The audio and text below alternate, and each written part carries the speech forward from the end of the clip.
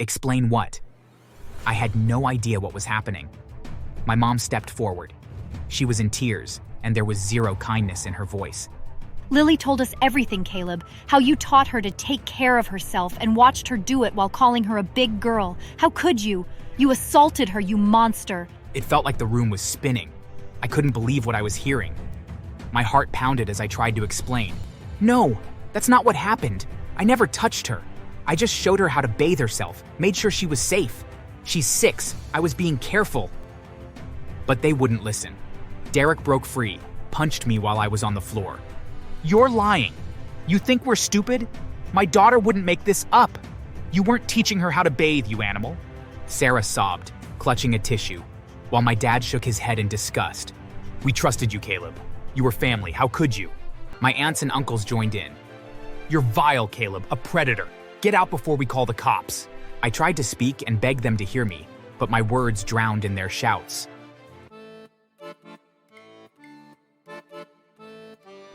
Hi, my name is Caleb, and this is the story of how a misunderstanding tore my family away from me. I'm 27, single, no kids, just a guy trying to live a quiet life. My niece Lily was the brightest part of it. She's 6, my older brother Derek's daughter, and she adored me. I was her Uncle Kay, the one she'd begged to see every chance she got. When her school holiday rolled around last summer, she pleaded to spend it with me. Derek and his wife Sarah agreed, and I was thrilled. I brought Lily to my small apartment, ready for a month of fun. Lily was a ball of energy, always giggling, always curious.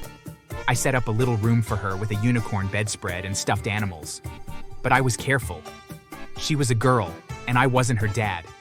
I never bathed her myself. Instead, I'd stand outside the bathroom door, showing her how to wash her hair or scrub her arms, cheering her on. You're a big girl, Lily. Look at you taking care of yourself. She'd beam, proud of her independence. I'd watch to make sure she was safe, then let her dress in private. It felt right and responsible. We spent the rest of the time building forts, watching cartoons, and baking lopsided cookies. When the month ended, I drove her home, her arms wrapped around my neck as she begged to come back soon. Everything was fine for a while. I went back to my job at the auto shop. Then, 3 weeks later, my phone rang. It was my mom, Linda. She sounded so harsh.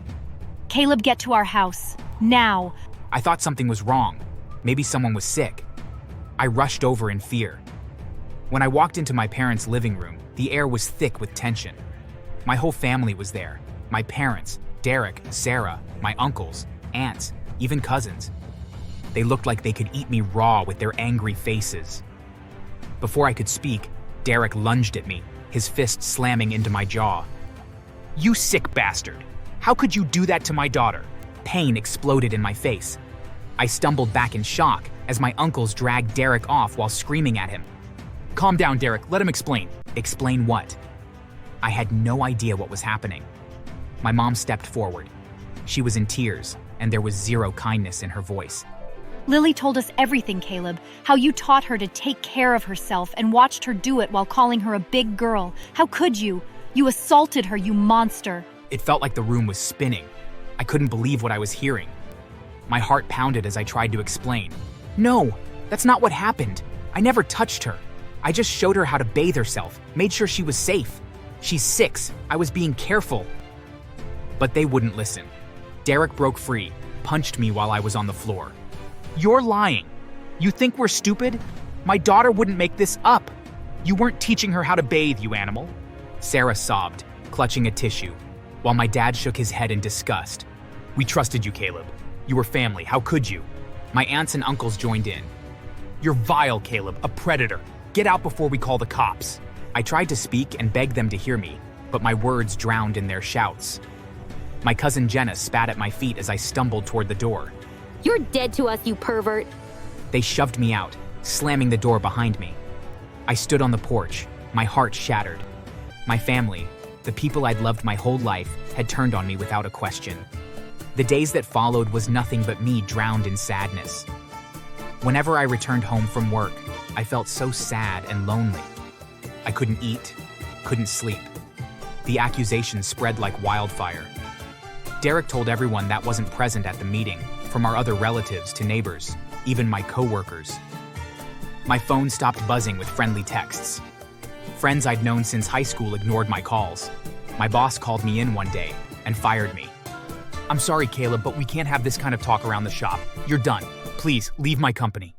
I was jobless, friendless, familyless. I tried reaching out to Derek, hoping he'd listen, but he threatened me. "Stay away, or I'll make sure you rot in jail."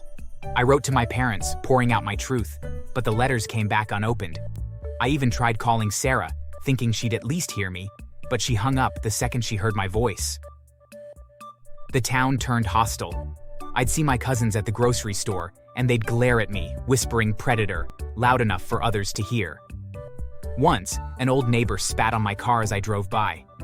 I'd walk past my parents' house at night, hoping for a sign that they'd reconsider, but the lights were always off and the curtains drawn. One evening, I saw Lily playing in the yard. I waved at her, desperate for her smile, but Sarah yanked her inside, slamming the door. I couldn't stay. The weight of the everything was crushing me. I packed what little I had and moved to a city 3 hours away, renting a dingy studio apartment. I found work as a janitor, the kind of job where at least no one asks questions. But the isolation was saddening. I'd lie awake, replaying that night at my parents' house, remembering the hatred in their eyes. I started drinking to quiet the pain, but it only made the nightmares worse. I was at my complete lowest. I was going broke because I'd exhausted my savings and was barely able to eat well. That's when I met Rosa, a cashier at the corner store where I'd buy my booze. She noticed the way I avoided eye contact and the slump in my shoulders. You look like you're carrying a storm, Caleb. Want to talk about it? I brushed her off at first, but Rosa was persistent. Over weeks, I told her everything. She listened and never judged me. She pushed me to get help, to fight for myself. With her encouragement, I quit drinking, started therapy, and found a better job as a warehouse stocker. I began to rebuild, but the wound was raw. I swore I'd never forgive my family for believing the worst of me. One day, 6 months after I left, my phone rang. It was my mom. I was shocked to get her call because none of them had bothered to check in on me since I left town. Caleb, we were wrong. Lily didn't mean it like that. We just discovered that we misunderstood her words. She explained that Lily had been talking to her teacher, proudly describing how Uncle K taught her to be a big girl by bathing herself. The teacher, who was concerned, told Sarah, who then twisted the story into something sinister.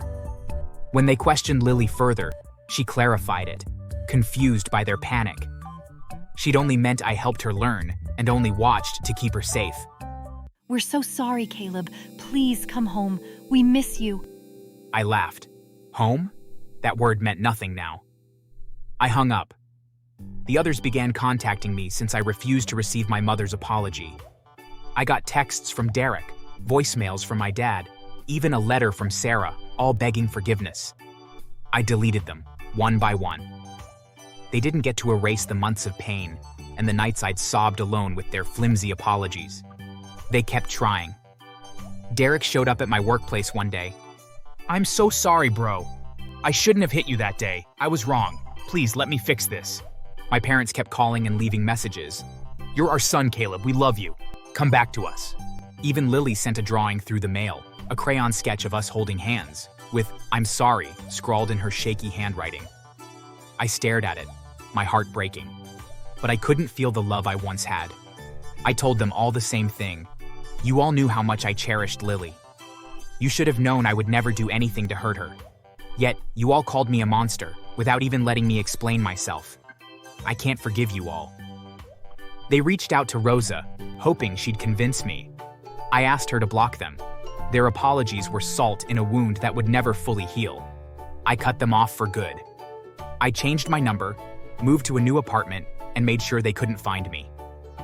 Rosa became my family. With her support, I enrolled in night classes, studying mechanics to turn my auto shop experience into a career. I landed a job at a garage a few months later. I heard through a distant friend that my family was unraveling. Derek and Sarah fought constantly, guilt straining their marriage. Lily was in counseling, struggling with the fallout of her words. My parents aged overnight. Their house went quiet, and their joy disappeared since the whole family were living in guilt. I didn't care. They'd chosen to believe a lie, and I was done paying for it. 2 years later, I was at a car show, showcasing a restored vintage truck I'd worked on, when I saw my mom across the lot. She looked so weak and sad. She approached, holding a photo of me and Lily. Caleb, I'm begging you. We were wrong. You're my son and I can't live without you. You might still consider me as your son, but you stopped being my mom when you chose a lie over me. You couldn't even trust your child. I've been nothing but obedient and respectful ever since I was a child. Yet one misunderstanding was enough for you and the rest of the family to cast me away. I don't have a family anymore. She cried and tried to reach out for me, but I stepped back. My mom kept trying to reach me, showing up at my shop or apartment, always holding a photo of Lily, as if I'd automatically forgive them if I saw Lily. Each time, she'd beg with tears in her eyes.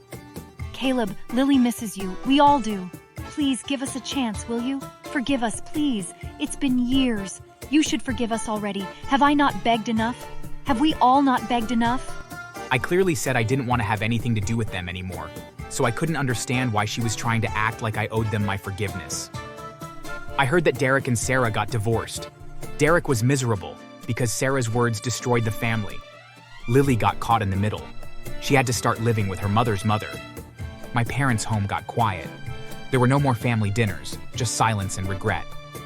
I still didn't care. They made their choices, and I'm done with their chaos. Then came a promotion at work. I was given a chance to manage a new branch overseas. I didn't hesitate at all. I packed up my things and moved to the new country, leaving behind the memories and the family who'd cast me out. They couldn't reach me anymore, and I didn't bother asking anyone about them because I didn't want to know. I was enjoying my new life in the new country. Even though the trauma from what happened made me refuse to associate with female kids, I was living a better life. Rosa and I still talk regularly, as she's my closest friend. Sometimes, I still think of Lily. I hope she finds peace, but I can't be her savior. I wished things happened differently, but it didn't. And all I could do was wish my favorite niece all the best from afar. Thanks for watching.